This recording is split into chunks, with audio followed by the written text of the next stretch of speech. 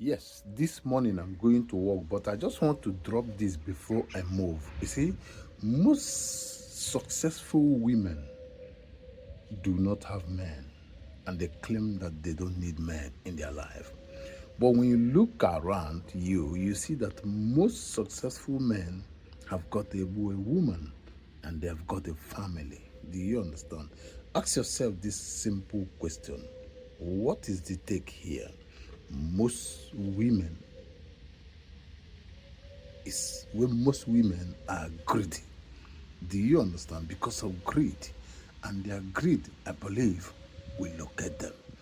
That is the reason why a woman who is successful will claim and believe in her life that she does not need a man just because she's greedy. You know, the consequences of greed will surely find and locate them.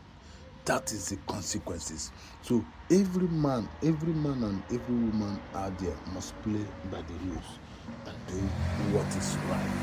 That is all I believe. Women should start to think, and the women should start to reason and know that nobody can do without each other. That is all I've got this morning. Being single is not a credit to anyone, both man and woman.